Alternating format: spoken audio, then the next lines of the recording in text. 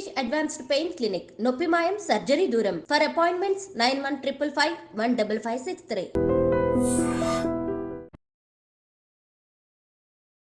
నమస్కారం, welcome to I dream. ధర్మ మార్గం విత్ విజిత కార్యక్రమానికి స్వాగతం.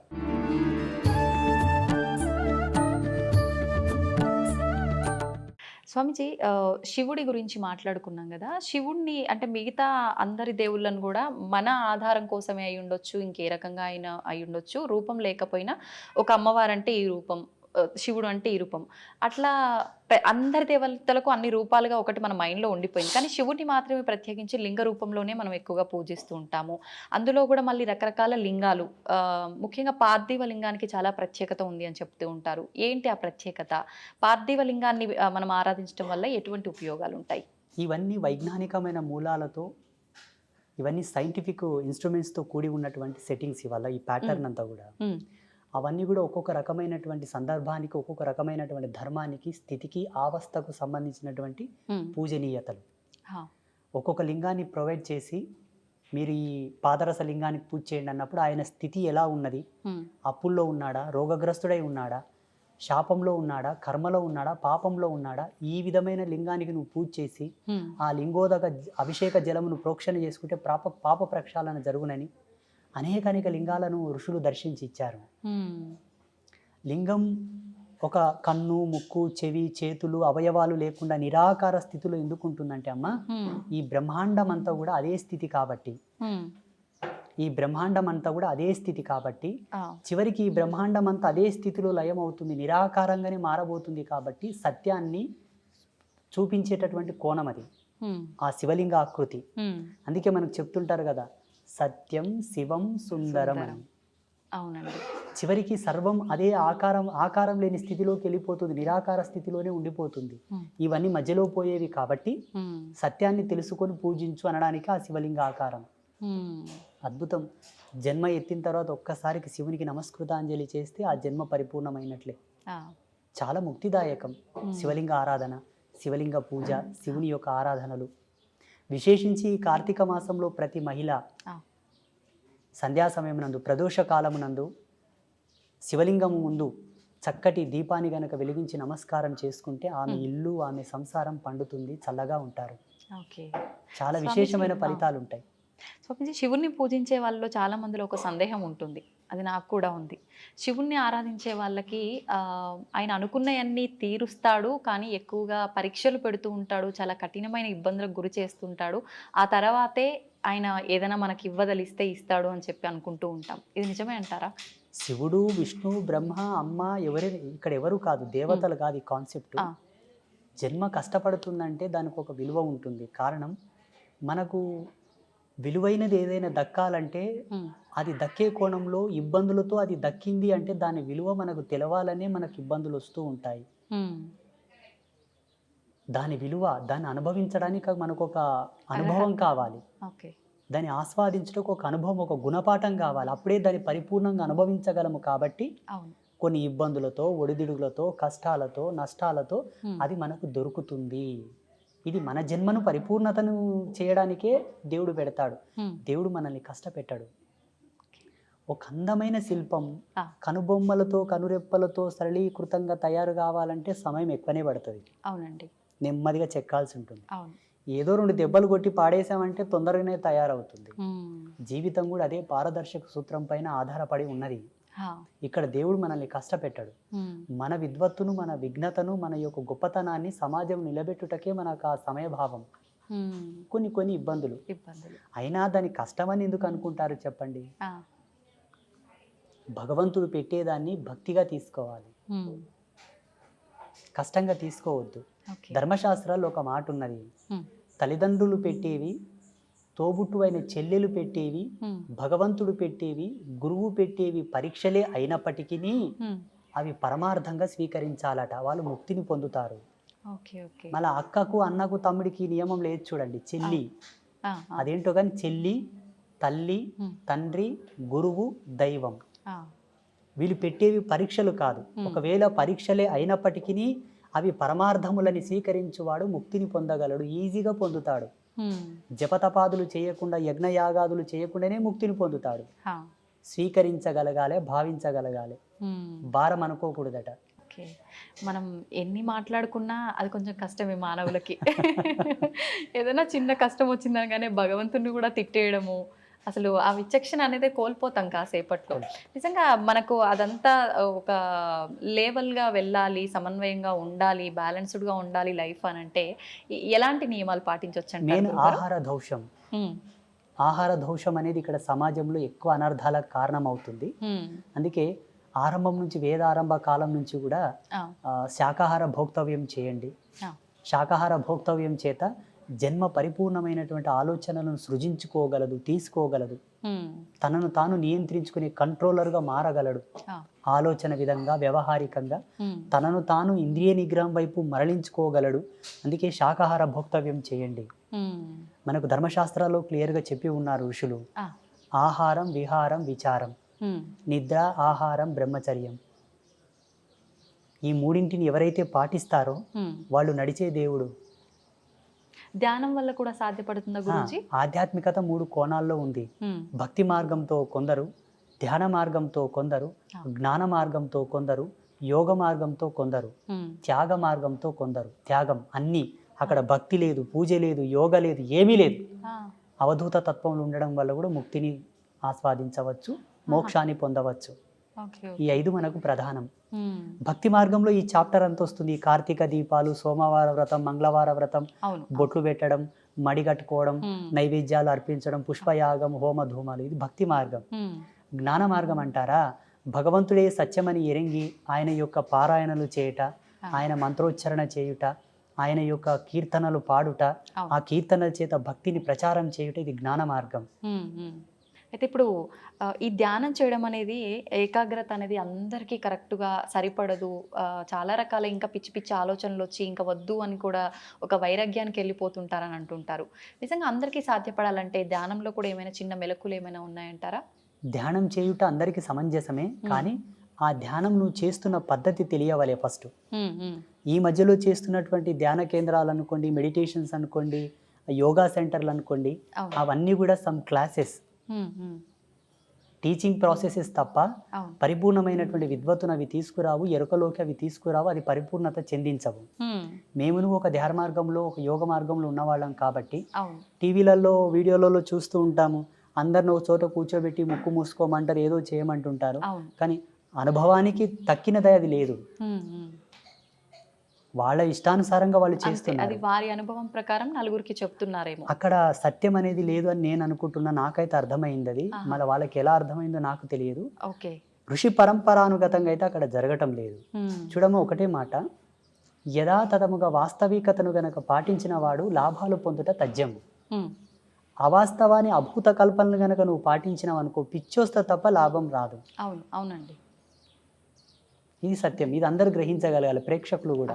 అంత మాత్రానికి ఏదైనా లాభం ఉన్నా అవాస్తవానికి అది లైఫ్ లాంగ్ అనేది ఉంటుంది అని చెప్పలేం. ఏదో ఒక రోజు అది బయట పడిపోతుంది, దానికి తగ్గ ప్రతిఫలం వాళ్ళు అనుభవించాల్సి వస్తుంది. ఇప్పుడు కార్తీక మాస శుభ సందర్భాన మీరు ఇక్కడికి రీచ్ చేశారు కాబట్టి, కార్తీక మాసంలో దుర్గావ్రతం ఒకటి ఉన్నది. చాలా మంది కార్తీక మాసం అంటే శివకేశవులకు అన్వయం చేసి ఉభయ తెలుగు రాష్ట్రాల్లో దీపాలు పెట్టడం, పూజలు చేయడం ఉన్నది. అవునండి. శివకేశవుల యొక్క ధర్మపత్నులు కూడా ఒక వ్రతం చేశారు కార్తీక మాసంలో. ఎవరి వ్రతం చేశారు? మీరేమో కృష్ణుడు దేవుడు, రాముడు దేవుడు అంటున్నారు. వాస్తవంగా రాముడు, కృష్ణుడు ఇద్దరు కూడా దేవతలే, దేవుళ్ళే. ఋషులే వాళ్ళకు యజ్ఞ పట్టం ఇచ్చారు, యోగదత్తం చేశారు. నేను కూడా చెప్తాను. శ్రీకృష్ణ పరమాత్మ యొక్క ధర్మపత్ని సాక్షాత్తు లక్ష్మీ అంశ సంభూతురాలైన రుక్మిణీదేవి కూడా కొందరు వ్రతాలు చేసింది. ఎవరి వ్రతం చేసింది? తన పతియే దైవము కదా, మళ్ళీ ఎందుకు వ్రతం చేయలే రుక్మిణీదేవి? చెప్పండి. పార్వతీదేవి కూడా వ్రతం చేసింది, కాత్యాయని దేవి వ్రతం చేసింది, శ్రీమన్ మహాలక్ష్మి వ్రతాలు చేసింది. ఎవరి వ్రతం చేశారు? వాళ్ళ పతులే దైవములు కదా. ఇంద్రుడి యొక్క భార్య కూడా వ్రతం చేసిన శచీదేవి. అష్టదిక్పాలకుల యొక్క ధర్మపత్నులు కూడా వ్రతాలు చేశారు. దేవ ప్రాజాపత్య ధర్మములందరూ, ఆ ధర్మపత్నులందరూ కూడా వ్రతాలు చేశారు. ఋషిపత్నులు కూడా వ్రతాలు చేశారు. వ్రతం ఎవరికి చేయబడుతుంది? నోములు ఎవరికి చేస్తారు? భగవంతుడికే చేస్తారు. పురుష దేవతలకు లేవు. అంటే అందరినీ సృష్టించింది ఆదిపరాశక్తి లలిత అమ్మవారు కాబట్టి ఆమెకు సంబంధించిన వ్రతం ఏదైనా ఉందా? ఎగ్జాక్ట్లీ. అస్తు అస్తుమే సదాశివో అస్తు, ఇది సత్యం. ఓకే. కానీ ఎక్కడ చేస్తున్నారు ఇప్పుడు? చేయట్లే. సత్యాన్ని కనుమరుగు చేశారు కావాలని. అందుకే జనాలకు ఆధ్యాత్మికత రుచించటం లేదు. మీరు అన్నట్టుగా కన్ఫ్యూజన్లోకి వచ్చేసి అవును, అవును. వైరాగ్యం వచ్చి ఈ దేవుళ్ళొద్దు, ఈ ఫోటోలొద్దు, తీసేయని రాని పక్క కానీ గమ్మున కూర్చుంటున్నారు. నిజమండి. అవును. పోనీ తీసేసినంత మాత్రాన వాళ్ళు ఏమన్నా ముక్తిని పొందేదరా? లేదు. అంతర్పిశాసులై తిరుగుతారు సచ్చినాక, గాలిలో దయ్యాలలాగా తిరుగుతారు. ఎన్ని పిండ ప్రదానాలు చేసినా, ఎన్ని శ్రద్ధా తర్పణాలు చేసినా, ఎన్ని దాన సంస్కారాలు చేసినా వాళ్ళ ఆత్మలకు మోక్షం రాదు, రిజర్వేషన్ రాదు, తిరుగుతూనే ఉంటారు. అది మరీ దుర్భర్మం, మరి ఘోరం. అది ఇదన్నా బాగుంది కానీ అది భయానకం. అది భయానకం. అయితే స్వామీజీ, చాలా మంది ఇప్పుడు ఈ సాధన, ధ్యానము ఇలాంటివి చేయడం వల్ల హిమాలయ ప్రాంతాల్లో కొన్ని వందల సంవత్సరాలు కూడా జీవంతో ఉన్న ఋషులు, సాధువులు ఇలాంటి వాళ్ళు ఉన్నారని చెప్తుంటారు కదా, నిజంగా అంత సాధ్యపడుతుందంటారా వీటి వల్ల? 100%. రేపు జనవరి నెల చివరిలో కుంభమేళ స్టార్ట్ అవుతుంది. మీరు దయచేసి మీ ఐ డ్రీమ్ మీడియా వాళ్ళు వెళ్ళండి, లేదంటే నాకు అక్కడ కలవండి, నేను కలుస్తాను. మీకు ఎంతమందిని కావాలో అంతమందిని పరిచయం చేస్తా, వాళ్ళతో రిక్వెస్ట్ చేస్తాను, మీతో మాట్లాడిస్తాను, ఎన్నేళ్ళు బతికినావు చెప్పప్ప అని చెప్తా. ఇప్పుడు మాలాంటి వాళ్ళు చెప్తే కొంతమంది కామెంట్లు పెడుతున్నారు, ఏ పిచ్చోడు ఉన్నాడు, వీడు ఎట్లా బతుకుతారు నాయన, ఇది సైన్స్కే విరోధం కదా అంటున్నారు. నీ సైన్స్ కంతు చిక్కని మిస్టీరియస్ చాలా ఉన్నాయి. గీజా పిరమిడ్ మీద ఇంతవరకు ఏ సైంటిస్టు రీసెర్చ్ చేయలేదు. ఔరంగాబాద్లో ఉన్న కైలాస టెంపుల్ మీద ఏ సైంటిస్టు రీసెర్చ్ చేసి రికార్డు ఇవ్వలేదు. వీటి గురించి మీకెందుకయ్యా? మీకేమైనా ఆధ్యాత్మికంగా పట్టున్నదా? సాధన మర్మములు తెలుసా మీకు? యోగ మూలాలు తెలుసా మీకు? ఒక తాబేలు కానీ చేప కానీ నీళ్ళల్లో గంటల కొద్దీ ఉండగలదు. నువ్వు ఉండగలవా? లేదు. దాని శారీరక నిర్మాణ స్థితి, దాని శైలి, దాని జీవన విధానం అది అవలంబించుకుంటున్నది. యోగ మార్గంలో కొన్ని మెలకువలు ఉన్నవయ్యా, వాటితో వాళ్ళు శరీరాన్ని అట్లా మలుచుకొని బ్రతుకుతున్నారు, లక్షల సంవత్సరాలు బ్రతుకుతున్నారు. అవి సామాన్యులకు కూడా సాధ్యపడతాయంటారా? అలా జీవించగలగాలి. శరీరాన్ని ఎన్నో వ్యయప్రయాసాలకు, ఒడిదుడుగులకు ఓడ్చుకొని శరీరాన్ని క్రమబద్ధీకరించి బెండ్ చేయాలి, మడచాలి దాన్ని. చాలా రిస్క్తో కూడుకున్నది. చాలా. మీకు లైవ్లో ఇప్పుడు మీరు చాలా రేర్గా నాకు పరిచయం అయ్యారంటే ఈ మధ్యలో పరిచయం అయ్యారు. ఇక్కడ సమీపంలో యానగుంది క్షేత్రం ఉంటుంది, మాణికేశ్వరి మాత. అమ్మ 82 సంవత్సరాలు నిరాహార యోగినిగా ఉండే మొన్నటి వరకు. 2 సంవత్సరాలు అయింది అమ్మ శివైక్యం చెంది, అంటే జీవ సమాధి అయింది. మొన్నటి వరకు అమ్మవారు చెప్పింది, నేను ఈ కలియుగంను వీడిపోతున్నాను, కలియుగంకు ఒక మహమ్మారి వస్తుంది చూడని. అమ్మవారి సమాధి చెందిన వారంకే కరోనా ప్రవేశించింది భారతదేశంలో. ఇంతకంటే లైవ్ సాక్ష్యం ఏం కావాలి? ఆమెకు తెలుసు కదా ఈ మహమ్మారి వస్తుందని. అమ్మ ఇంకొక మాట కూడా అన్నది, ఏంటండి? ఊరుకో పతివ్రత ఉంటే ఊరు పొలిమేరకు ఏ విఘాతం జరగదట. ఆ పతివ్రత ధర్మంతో. ఊళ్ళో ఒక సాధువు ఉంటే ఆ ఊరికి ఏ విధమైన అనర్థాలు జరగవట. అలాగే ఈ భారతీయ భౌగోళిక స్థితికి మాలాంటి తాపసులు అడ్డున్నారా, అందుకే మహమ్మారులు ప్రవేశించటం లేదు. నేను వెళుతున్నాను, వస్తుంది మహమ్మారి, దీన్ని ఆపగలిగినటువంటి యోగకర్తం ఏదైనా చేయండి అన్నది అమ్మవారు. వాస్తవంగా అమ్మవారు పోయినమ్మనే భారతదేశానికి కరోనా వచ్చింది. అంతకన్నా ముందు వేరే దేశాల్లో నా తాండవం ఆడింది మొత్తం. అమ్మవారు చెప్పిన వాక్కును అనుసరించి మన పీఠంలో గోమాత కళ్యాణం చేసి లోక కళ్యాణానికి ధారపోసాం ఆ యజ్ఞశక్తిని. మళ్ళీ కరోనా వెళ్ళిపోయింది. ఈమె పిచ్చిగా అనిపించవచ్చు కానీ ఈ స్పిరిచువాలిటీ డిపార్ట్మెంట్ అంతా కూడా నేచర్ కంట్రోలర్ సిస్టమ్స్ ఇవన్నీ. ప్రకృతిని మేము కంట్రోల్ చేస్తాం, మీకు చేత కాదు. మిమ్మల్ని ప్రకృతి కంట్రోల్ చేస్తుంది, ఇంతే తేడా. స్వామీజీ, ఇలా అంటే ముందే ఏదైనా జరగబోతుంది అంటే ఇప్పుడు ఆ మాతాజీ గారు చెప్పినట్టు కొన్ని చెప్తూ ఉంటారు, నిజంగా జరిగినవి కూడా చూస్తుంటాము. మళ్ళీ అలాంటిది ఒక బ్యాక్టీరియా రాబోతుంది అని కొంతమంది చెప్తున్నారు. లేదు అంటే రకరకాల ప్రళయాలు రాబోతున్నాయని చెప్పి మొన్న రీసెంట్గా అక్కడ జల ప్రళయాలు జరిగాయి కదా, అలాంటివి కేరళ సైడ్, అలాంటివి మళ్ళీ మన దగ్గర కూడా వచ్చే అవకాశాలు ఉన్నాయని చెప్పి, చాలా ప్రాణ నష్టం కూడా జరుగుతుందని చెప్పి కొంతమంది చెప్పారు ఆ మధ్యకాలంలో. మళ్ళీ అలాంటివి ఏమైనా రాబోతున్నాయంటారా?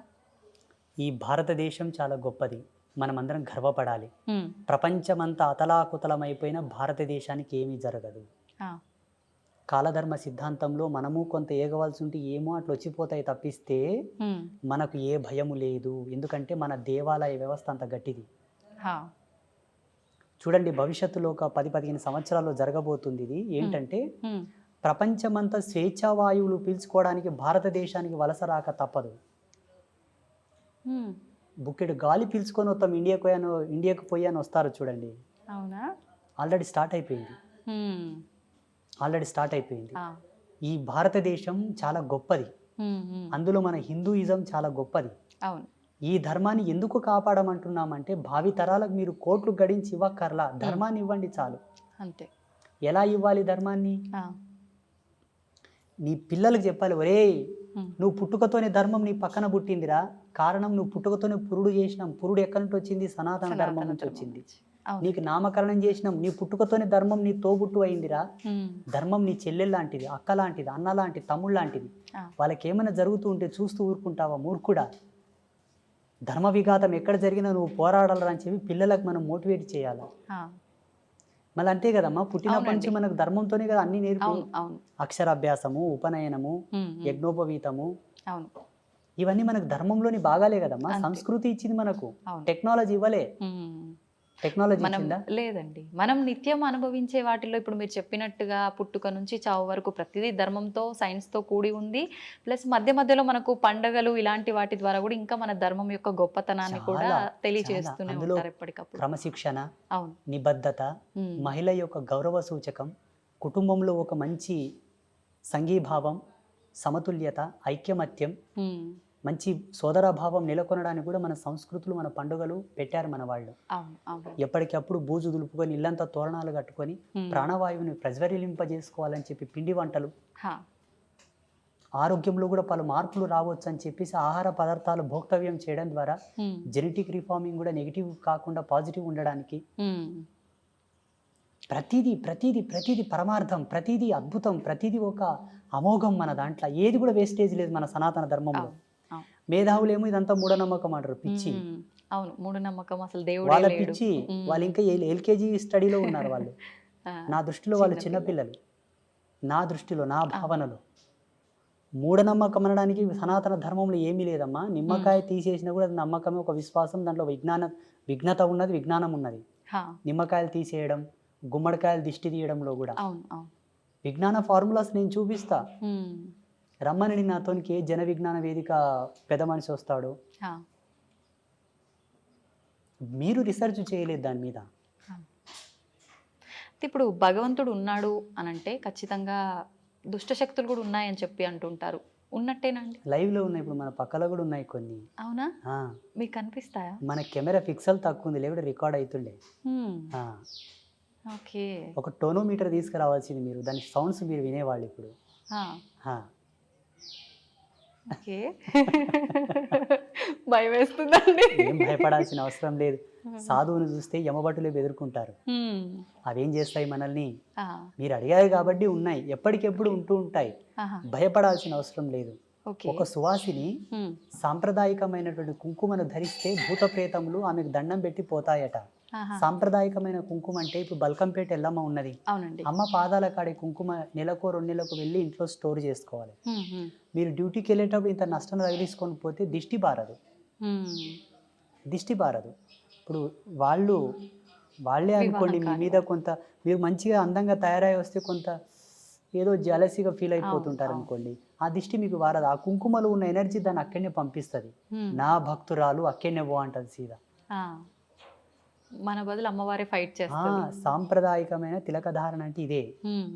కెమికల్తో కూడిన కుంకుమలు పెట్టుకుంటే రాదు. మళ్ళా భగవత్ ప్రసాదితమైనటువంటి, భగవత్ ప్రాధాంకితమైనటువంటిది ఏది ధరించినను మనకు ఈ దయ్యాలతోటి, దుష్టశక్తులతో ఎటువంటి భయం లేదు. ఇప్పుడు మనం చేసుకున్న కర్మలను బట్టే మనం జన్మ తీసుకుంటాము. మంచి చెడు పనులను బట్టే మనం పైన స్వర్గం నరకం వెళ్ళటం కానీ, మళ్ళీ ఒక జన్మ తీసుకొని వచ్చి ఇక్కడ అనుభవించే విధానం కానీ కూడా ఆధారపడి ఉంటుంది అంటారు కదా.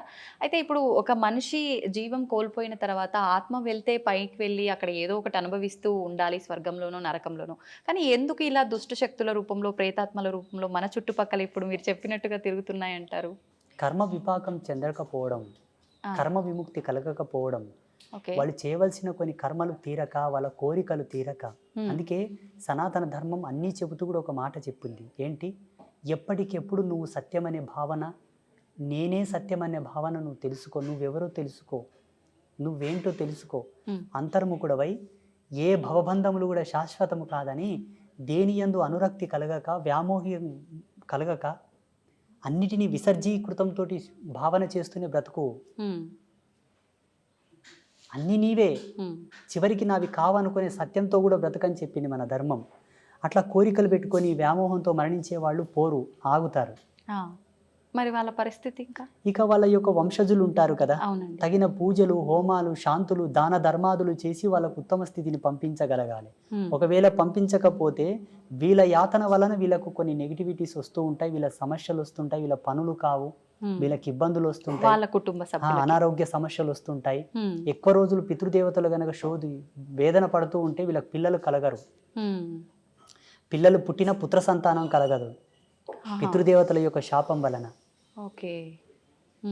అట్లా అయితే ఈ జరుగుతుంటాయి. పితృదోషాలతో రకరకాల ఇబ్బందులు పడుతున్నారు అంటారు. అవన్నీ ఇటువంటి వారి ఇప్పటికీ కుటుంబాలకే అది ఉంటూ ఉంటాయి. హిందూయిజాన్ని ఫాలో అయ్యే వాళ్ళే కాదు, ఆ. వేరే మతాల వాళ్ళకు కూడా ఈ ఎఫెక్ట్ ఉంటుంది. ఉమ్, ముస్లిమ్స్ కానీ క్రైస్తవులకు కానీ మానవ జన్మ ఎత్తిన ప్రతి ఒక్కరికి ఉంది ఇది. ఉమ్. కంప్యూటర్కి ఒక వైరస్ వస్తే ఏం చేస్తారమ్మా? సిస్టమ్కి ఒక వైరస్ వస్తే ఏం చేస్తారు? అప్డేట్ చేస్తుంటారు, ఎప్పటికప్పుడు రిపేర్ ఇది కూడా చేస్తూ ఉంటారు. జెనెటిక్, అంటే మన జెనెటిక్ థియరీ ఏదైతే ఉందో డిఎన్ఏ కాలానికి వంశవృక్షానికి సంబంధించిన అప్డేట్ అనమాట ఇది. ఓకే. అయితే ఇప్పుడు మనం ఏదైతే ఇప్పుడు ఈ ఆత్మలు ఇలాంటివి ఉన్నాయి అనుకున్నామో, అలాగే భగవంతుడు కూడా మన కళ్ళకు కనిపిస్తాడా ఆత్మల్లాగానే? చాలామంది ఈ మధ్యకాలంలో నాకు భగవంతుడు కనిపిస్తాడు, కావాలంటే మీకు చూపిస్తా అని చెప్పి రకరకాలుగా మాట్లాడుతున్నారు. నిజంగా అలా భగవంతుని చూడడం సాధ్యమే అంటారా? భగవంతుని 3 పద్ధతులతో చూడవచ్చు. జ్ఞానరూపకంగా చూడవచ్చు, భావరూపకంగా చూడవచ్చు. దానికి రూపం లేదు. అలా ఫీల్ అవ్వచ్చు, కనిపిస్తున్నాడు, మనం ఫీల్ అవ్వచ్చు. That's own experience. ఓకే. భగవంతుని భౌతికంగా జడముగా చూడాలనుకుంటే దానికి ఒక మార్గం ఉంటుంది. ఏంటండి? ఇప్పుడు మన చుట్టూ మెనీ మోర్ ఆఫ్ బ్యాక్టీరియాస్ ఉంటాయి మన చుట్టూరుతా, దాన్ని సూక్ష్మదర్శినితోనూ చూడవచ్చును. భగవంతుని ఇట్లా సశరీరంతో చూడవచ్చు అంటే ఒకే ఒక మార్గం ఉన్నది, యోగ మార్గం. యోగాతో చూడవచ్చు. ఓకే. అంటే ఎంతకాలం అది చేయాల్సి ఉంటుంది? సాధకుడి యొక్క సత్యశీలత పైన ఆధారపడి ఉంటుంది. అంటే ఎంత నిష్టగా ఆయన యొక్క ఫోకస్, ఆయన యొక్క ఏకాగ్రత, ఆయన లక్ష్యం, ఆయన యొక్క నిగ్రహ శక్తి పైన కొందరికి తొందరగా అవుతుంది, కొందరికి ఈ జన్మల కాకపోతే మరు జన్మ తీసుకోవాల్సి వస్తుంది, కొందరికి జన్మాంతంలో కూడా భగవత్ సాక్షాత్కారం కలిగి కూడా విముక్తి పొందిన వాళ్ళు ఉంటారు. అయితే ఒక మానవుడు భూమి మీదకి వచ్చిన తర్వాత ఒక జన్మ తీసుకొని అసలు నా పుట్టుకకు అర్థం ఏంటి, నేను ఏం చేయడానికి వచ్చాను అనేది ప్రతి ఒక్కరు కూడా మర్చిపోయి, ఇందాక మీరు చెప్పినట్టుగా కోరికలు, రకరకాల అంటే వ్యామోహాలు, బంధాలు, బంధుత్వాలు, వీటిపైన కొట్టుమిట్టాడుతూ ఉంటారు. పుట్టుక మరణం శాశ్వతం, వెళ్ళాల్సిందే, మోక్షం పొందడం కోసం మనం అవన్నీ కర్మలు క్లియర్ చేసుకొని భగవంతుల్లో ఐక్యం అవడానికి ఇవన్నీ అని చెప్పి మీలాంటి వాళ్ళు చెప్తూ ఉంటారు. మరి ఈ వీటిల్లో కొట్టుమిట్టాడుతూ ఉండే ఈ ప్రాసెస్లోనే పుడుతుంటాం, పోతుంటాం, ఎప్పుడు మోక్షాన్ని పొందుతామంటారు? అసలు మోక్షం అనేది 2 ప్రాతిపదికలపైన ఆధారపడి ఉంటుంది. మోహాన్ని క్షయించుటే మోక్షం, మోహక్షయ ఇది మోక్ష అన్నారు పెద్దలు.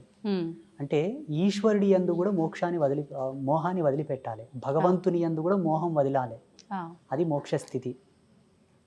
శివుడి యందు కూడా మోక్షం వదిలిపెట్టాలి తల్లి. ఆ శివుడు ఉన్నాడు అన్న మోహాన్ని, మోక్షాన్ని వదలాలి, అదే మోక్ష స్థితి.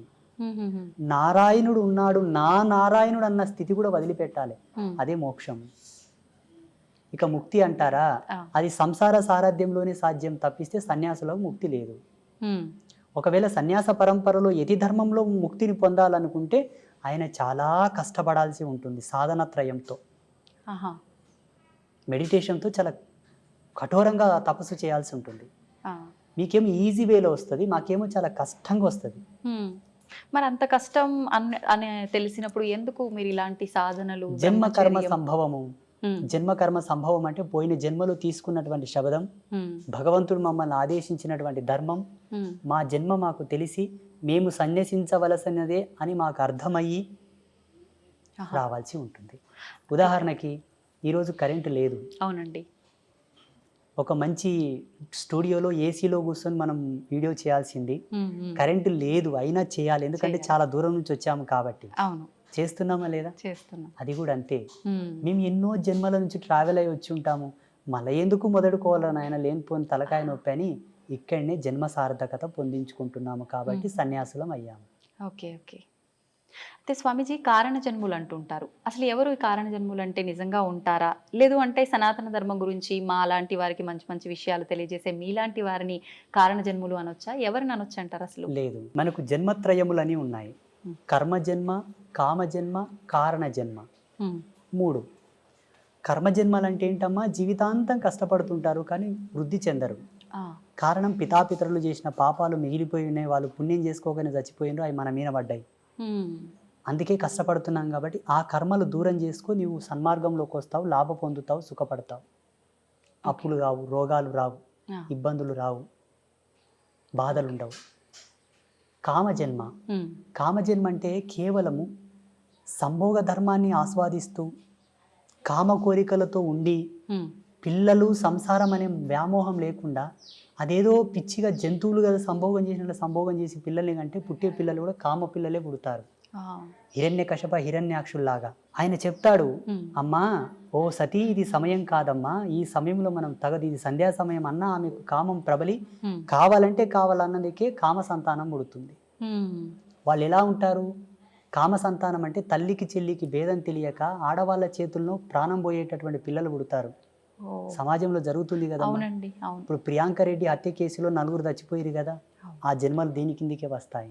ఉమ్, ఉమ్, కామ జన్మలన్నీ కూడా ఆడవాళ్ళని అందరినీ కూడా ఒక బొమ్మలాగానే చూసే కాన్సెప్ట్తో పుడతారు. చిన్న చిన్న పిల్లల పైన కూడా ఈ మధ్య వీళ్ళంతా ఈ కాలంలో చాలా- కేటగిరీ కిందికే వస్తారు. ఉమ్, ఇక కారణ జన్మ అంటారా?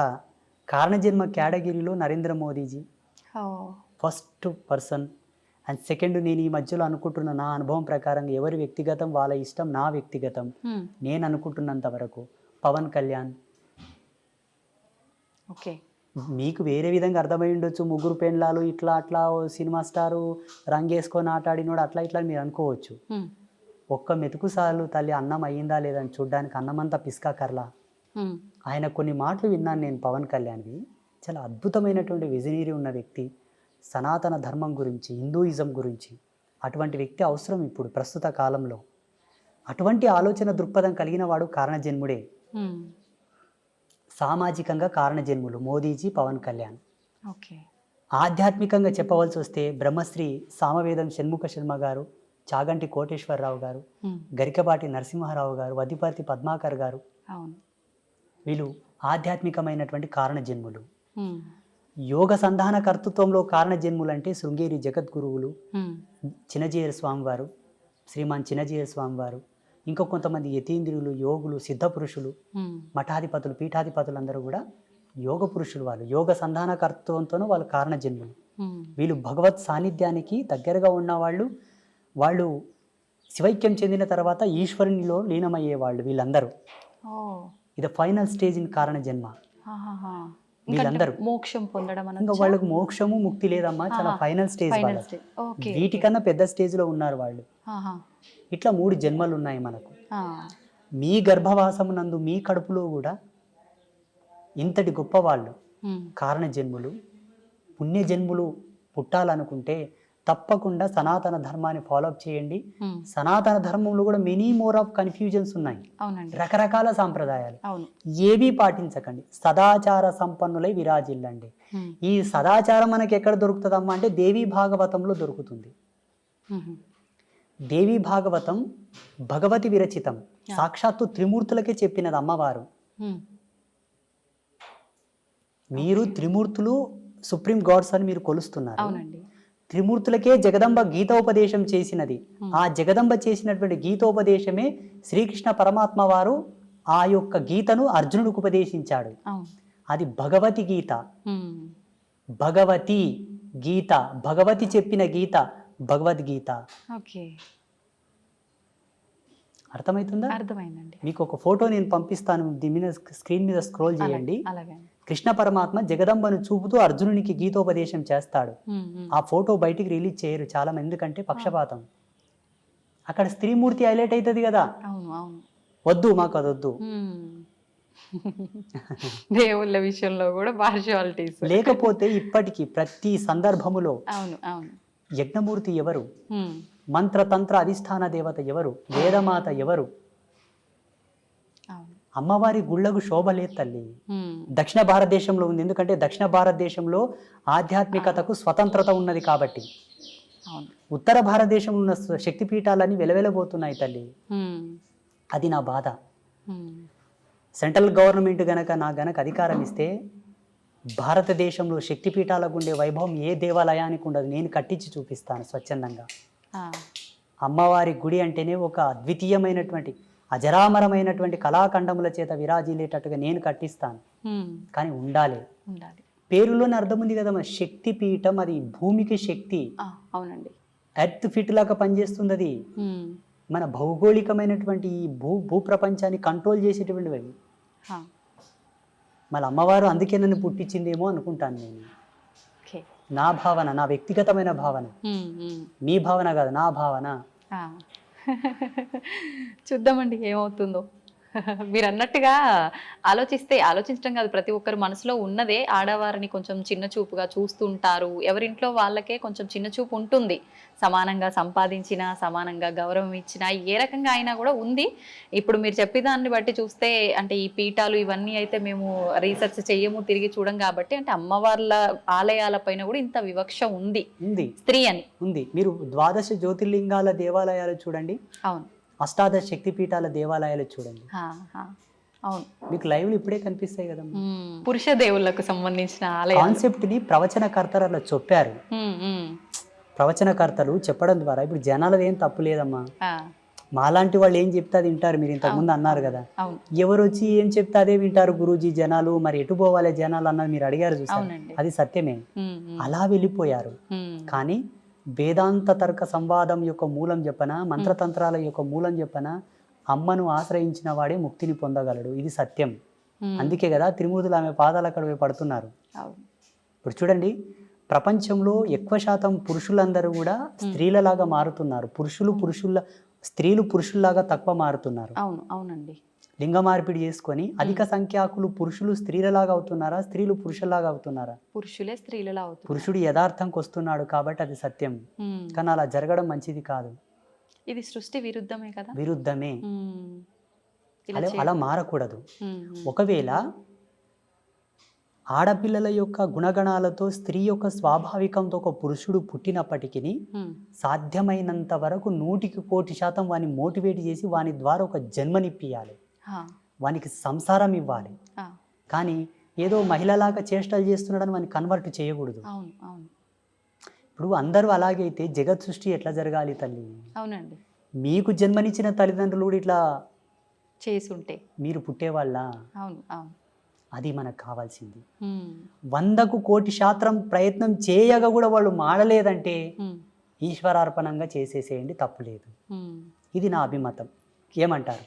కరెక్టే అండి. వాస్తవమా కాదా? వాస్తవమే. అది ఉమ్, ఎంతసేపు బ్రతికినా మీరు యాంకరింగ్ ధర్మంలో, ఎలక్ట్రానిక్ మీడియా ధర్మంలో వాళ్ళు, సన్యాస ధర్మంలో నేను, సమాజం అంతా కూడా అవును. భావి తరాలను దృష్టిలో పెట్టుకొని బ్రతకండి. ఉమ్, ఈనాడు మనం చేసింది రేపటి తరాలకు అది ఆచారం అవుతుంది. ఉమ్, మా పెద్దలు చేసిండ్రా మేము తీసేయం దీనిని అంటారు డైరెక్ట్. ఆ, చేసేటప్పుడే ఆచితూచి చేయండి. అంతే. ఇంకోటి, మన మీడియా ద్వారా అందరికి నేను ఒక రిక్వెస్ట్, అండి చెప్పండి. ప్రకృతిని కాపాడండి ప్లీజ్. నిజంగా ఇది అందరికీ చాలా ముఖ్యం. ప్రకృతిని కాపాడండి. ఉమ్, ప్రకృతిని కాపాడడంలో ఒక మంచి టిప్పు చెప్తాను మీకు. ఆ, మీ పిల్లల పుట్టినరోజులున్నా, మీ పుట్టినరోజులున్నా, మీ పెద్దల యొక్క తద్దినాలున్నా, దినకర్మలున్నా, ఏదన్నా ఫ్రీ ప్లేస్ ఉంటే అది రోడ్డు పక్కన అక్కడిక్కడ కాకుండా ఉమ్, ప్రతి ఒక్కరు ఒక 10 చెట్లను నాటండి. అవును. అవసరం ఉంటే తప్ప చెట్లు కొట్టొద్దు. ఉమ్, ఉమ్, అవసరం ఉంటే తప్ప కొండలు, గుట్టలు, పర్వతాల జోలికి వెళ్ళవద్దు. వెళ్ళకూడదు. అవసరం ఉంటే తప్ప ఆనకట్టలు కట్టవద్దు. ఎక్కడికక్కడ నీళ్ళని ఫ్లో చేసి పెట్టకండి. విదేశాలలో ఉన్న ఆనకట్టలను కూల్చివేస్తున్నారు ఇప్పుడు. అవునండి. ఉమ్, చెరువులను పూడ్చకండి, నదులని ఇబ్బంది పెట్టకండి, కలుషితం చేయకండి. ఉమ్, ఉమ్, నేచర్ మనకు సహజ సిద్ధంగా ఇచ్చినటువంటి అమృతతుల్యముని వల్ల అవునండి. మనం పాడు చేసుకుంటే భావి తరాల్లో బ్రతకలేము. ఆల్రెడీ ఇప్పటికే చాలా పొల్యూషన్ అయిపోయింది, ప్రకృతి చాలా పాడైపోయింది, దానివల్ల రకరకాల అనారోగ్య పరిస్థితులు కూడా ఏర్పడ్డాయి. ఒక దౌర్భాగ్యం చెప్పనా, నదులను దేవతలుగా పూజించే మన దేశంలో నదులన్నీ కలుషితమయ్యాయి. అవును. నది యొక్క విలువ తెలియని దేశంలో అయితే ప్యూర్ ఉన్నాయి, మళ్ళీ ఆ నీళ్లు తాగడానికి కూడా పనికిరావు. ఇది దౌర్భాగ్యం భారతదేశంలో. ఇలా కావడానికి కారణం ఏంటో తెలుసా? సనాతన ధర్మం ఇంకా కూడా స్వతంత్రతను పుంజుకోలేదు అనుకుంటాను నేను. సనాతన ధర్మానికి స్వేచ్ఛ లేదని అనుకుంటాను నేను. ఉండగలిగితే ఈ నదులెందుకు ఇట్లా కలుషితం అవుతాయి, ఆ దేవాలయాల మీద ఎందుకు దాడి జరుగుతుంది? అవునండి. జగదంబ నాకు ఒక అవకాశం ఏమని చెప్పండి అమ్మవారిని. తప్పకుండా అండి, కోరుకుందాం అందరం మీరు కూడా. కోరండి, నేను అడిగితే ఇవ్వట్లేదు. అవునా? మీ అంతటి సాధువులు అడిగితేనే ఇవ్వలేదు, నేను అడిగితే ఇస్తుందంటారా? నీకెందుకురా వెళ్ళా, నువ్వు ఊక నాతో జపం చేసుకొని కూసోరా అంటది అమ్మ. అవునా? ఆ, నేను బహుశా మీలాంటి వాళ్ళు అడిగితే ఇవ్వచ్చేమో. ఆ, నాకు గనక అమ్మవారు అవకాశం ఇస్తే నేను ఏం చేస్తానో తెలియనా? చెప్పండి. గోవుని జాతీయ జంతువుగా ప్రకటిస్తాను. సెకండ్, ఈ భారతదేశంలో ఉండేటటువంటి సహజ వనరులు, జీవనదులు, పర్వతాలు, అరణ్యములనన్నిటినీ కూడా ధర్మమూర్తుల యొక్క ఆధీనంలో ఉండేటట్టుగా రాస్తాను. ఎందుకంటే ధర్మమూర్తులకంతా దూరదృష్టి కలిగి ఉంటుంది. నదుల్లో కలుషితాలు కలవనివ్వరు, చెట్లని కొండల్ని కొట్టనివ్వరు, ఆపుతారు. ఎందుకంటే పర్వతాలను పూజిస్తాం మనం, చెట్లను పూజిస్తాం మనం, నదులను పూజిస్తాం కాబట్టి వాటి జోలికి వెళ్ళనియరు. ప్రసిద్ధ పీఠాలు ఉన్నాయి, శృంగేరి జగద్గురువులు ఉన్నారు, పెద్ద పెద్ద పీఠాధిపతులు ఉన్నారు. ఆ ప్రదేశం అంతా కూడా వీరి ఆధీనంలో ఉంచేటట్టుగా నేను చట్టం తీసుకొస్తుంటే, దీన్ని అంతా నువ్వు కంట్రోల్ చేయాలని చెప్తుంటే. ఇప్పుడు మీరు చేసే ఈ సాధనలు వీటన్నిటి వల్ల ఈ మార్పులు సాధ్యం కావంటారా? ఖచ్చితంగా చట్టం చేతిలో ఉండాలంటారా? 100% సాధ్యం అవుతుంది. కాకపోతే సామాజికమైన మర్యాదలు కొన్ని ఉన్నాయి కాబట్టి. వెనకతలకు ఒక స్వామీజీ, నాలాంటి స్వామీజీ ఒక యజ్ఞం చేసి యజ్ఞశక్తిని ధారపోసాడు, లోక వినాశనం అవుగాక అని. అందులో వాళ్ళ శిష్యులు కూడా ఉన్నారు, వాళ్ళు కూడా పోయారు. అంత జ్ఞానం తెలిసిన ఆయన కూడా అక్కడ తప్పు. ఈ తపస్సులు, మంత్రబలము, మంత్ర ప్రయోగములు కూడా కొన్ని ధర్మాలతో చేయబడతాది కాబట్టి ఎలా చేద్దామన్నా అందులో అందరూ ఉంటారు. అది కదా వచ్చింది ముప్పు. ముందు వెనక ఆలోచించాల్సి అది అశ్వత్థామ కదా బ్రహ్మాస్త్రాన్ని ప్రయోగించాడు కానీ వెనక్కి తీసుకోవడం తెలియదు ఆయన. అట్లా ఎన్నో మూలాలు బతికే ఉన్నాడంటారు, ఇది నిజమేనా అండి? మీరు ఒకవేళ హిమాలయస్లో ఒక సిటీ ఉంది, ఒక ప్లేస్ ఉంది, అక్కడికి వెళ్తే ఆయనతో మీరు ఫోటో కూడా దిగవచ్చు, సెల్ఫీ. నిజమా? -60 degrees సెల్సియస్లో చలి ఉంటుంది అక్కడ, -60. మరి ఒకవేళ వెళ్తామంటే కెమెరామ్యాన్ మీరు వెళ్ళండి. అది ఎలా సాధ్యపడుతుంది అంటారు? గడ్డగట్టి పోము అక్కడే అడుగు పెట్టిన దగ్గరే లేరు అనడానికి అవకాశం లేదు. సప్త ఋషులు ఉన్నారు, యోగ పురుషులు, సిద్ధ పురుషులు, మహావతార్ బాబాజీ కూడా ఉన్నారు ఇప్పటికీ. చాలా మంది యతీంద్రియులు, సిద్ధ పురుషులు ఉన్నారు. లేరు అని మీరు కొట్టిపాడేయకూడదు, ఎందుకంటే మీకు అనుభవం లేదు, మీరు చూడలేదు. మేము చూసాము కాబట్టి ఉన్నారని చెప్తున్నాము. వాళ్ళని ఇక్కడికి తీసుకొస్తామంటే తీసుకొస్తాము. ఈ యొక్క తపోజ్వాలకు తట్టుకొని ఉండే శక్తి ఈ మానవాళికి లేదు. పిట్టలు రాలిపోయినట్టు రాలిపోతుంటారు వాళ్ళు వస్తూ ఉంటే. అది సత్యం. అంతటి ఎనర్జీ ఉంటుంది వాళ్ళ స్పిరిచువల్ ఎనర్జీ. సంతోషం అండి, చాలా మంచి మంచి విషయాలు అయితే మా అందరికీ తెలియజేశారు. మరొక మంచి ఎపిసోడ్లో ఇంకా కొన్ని విషయాలు మీతో మాట్లాడాలని ఆశిస్తున్నాను. ధన్యవాదాలండి. ఐ డ్రీమ్ మీడియా ప్రేక్షకులకు అందరికీ ఒక సన్యాసిగా, ఒక బ్రహ్మచారిగా మా యొక్క ఆశీస్సులు. ధర్మం పట్ల నిలబడండి, ధర్మాన్ని కాపాడండి. ధర్మం తల్లి వంటిది. మన తల్లి మనకెంతో ముఖ్యమో ధర్మం అంతే ముఖ్యం. ధర్మం అంటే హిందూయిజం కాదండి, ప్రకృతి. ప్రకృతి మానవాళికి ఉపయుక్తమైనటువంటి ఆచారం, రూల్స్, వీటన్నిటిని కాపాడితే భావితరాలకు మనం ఇచ్చిన వాళ్ళం అవుతాం. దయచేసి మా మొరను ఆలకించండి. లోకా సమస్త సుఖినో భవంతు. శుభం భవతు.